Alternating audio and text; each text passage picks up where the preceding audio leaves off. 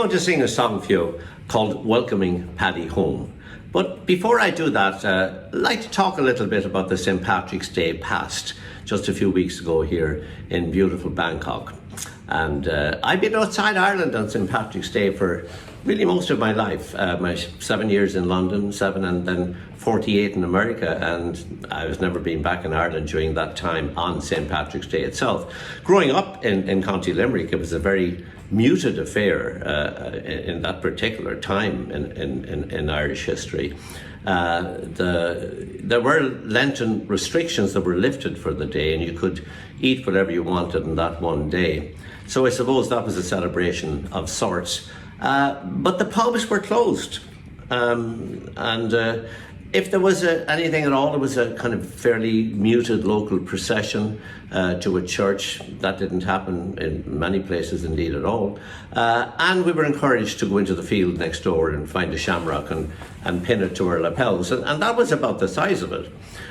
When I went to America, however, I was to learn that it was a whole different affair altogether. And the Irish diaspora wanted to prove through various symbols that they were Irish on that day. And of course the colour green was dominant in that celebration, and symbols that we used to look down on in Ireland, like the shillelagh and the leprechaun and so on, they were very much part of American carnival-like activities on St. Patrick's Day. And of course there was the parade, which is militaristic, and we could have picked another way to do it, but we didn't. And I went to parades. The first one I ever went to was in Savannah, Georgia, and I was mortified to find I was the only person in the parade not wearing green. And I realised then that the symbols of Irishness were very important once you went away from the country. And of course there are parades just about every big city in America that the Irish are associated with.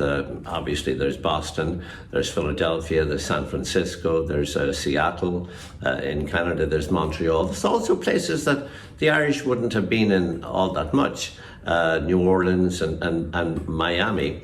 And of course a very significant parade in what was at one time the most Irish town in America, Butte, Montana.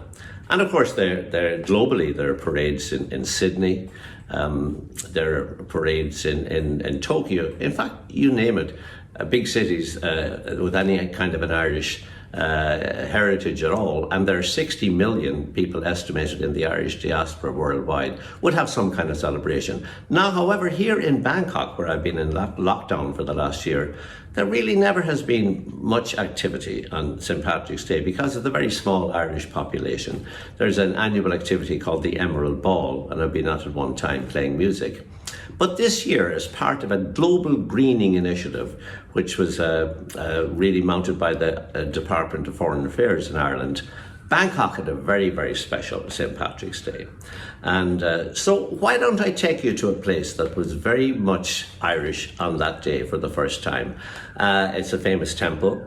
And I'm going to bring you there and look at the temple during the day and then later on that night. The temple is called Wat Arun, means the Temple of the Dawn, and the river is the Chao Phraya River, which is the River of Kings, and Bangkok is the City of Angels. So, to the Temple of the Dawn on the River of Kings and the City of Angels, let's go, and I'll see you at the river.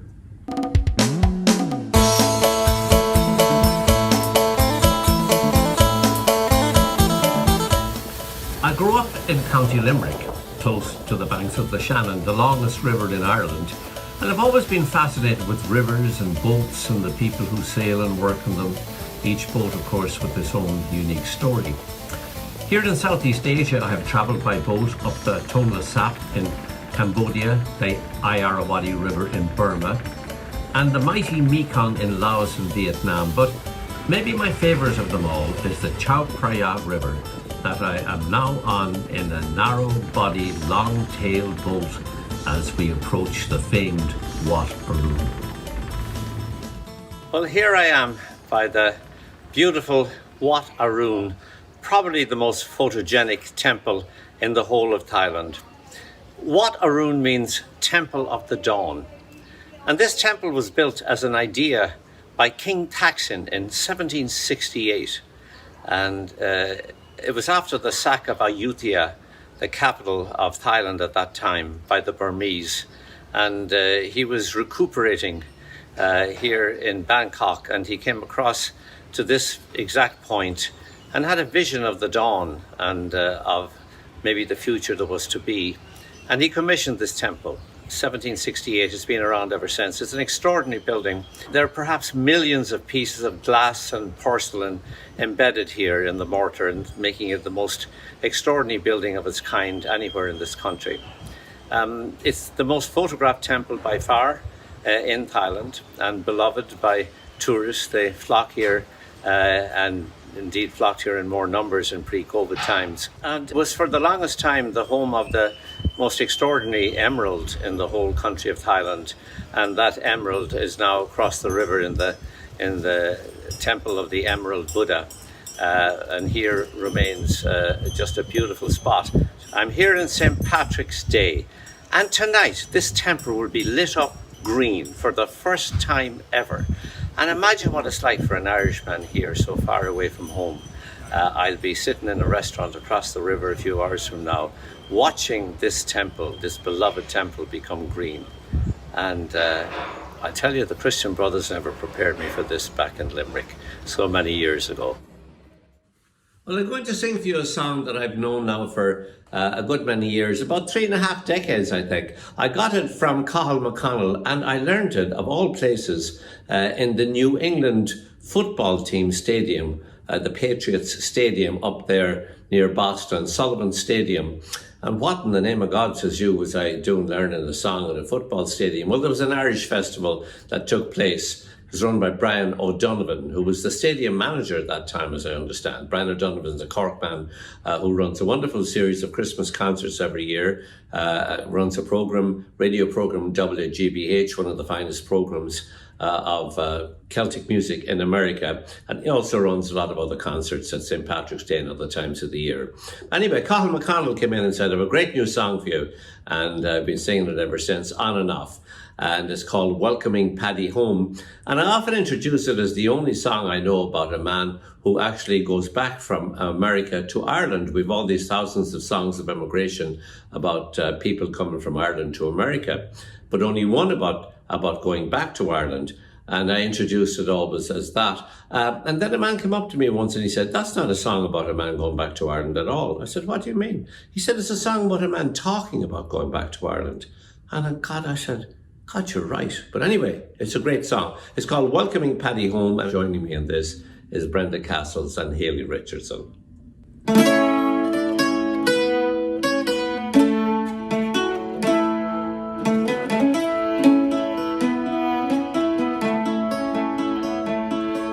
I am a true-born Irishman, and that I will never deny.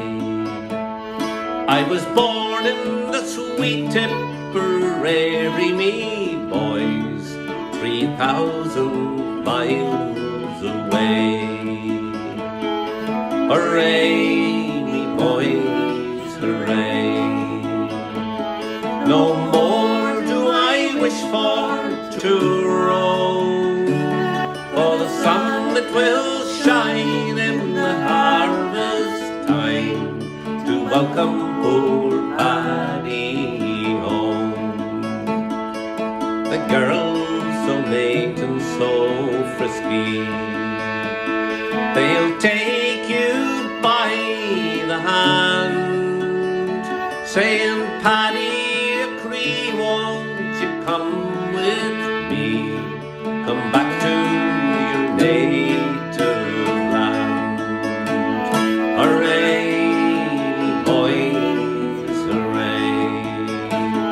No more do I wish for to roam, for the sun that will shine in the harvest time to welcome poor Paddy home. Then in came the faraway stranger, and he scattered all over the land, the horse and the cow, the goat and the sow fell into the stranger's hands. Hooray, me boys, hooray. No more do I wish for to roam, for the sun that will shine in the harvest time to welcome poor Paddy home. The Scotsman may boast of the thistle, and the English can boast of the rose, but Paddy can boast of the Emerald Isle, where the dear little shamrock grows. Hooray, me boys, hooray.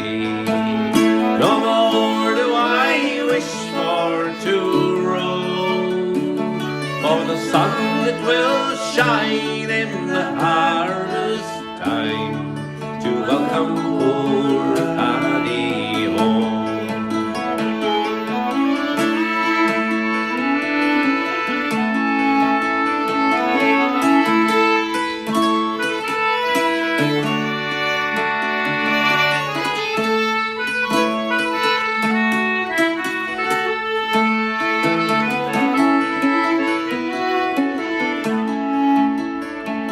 I am a true-born Irishman, and that I will never deny.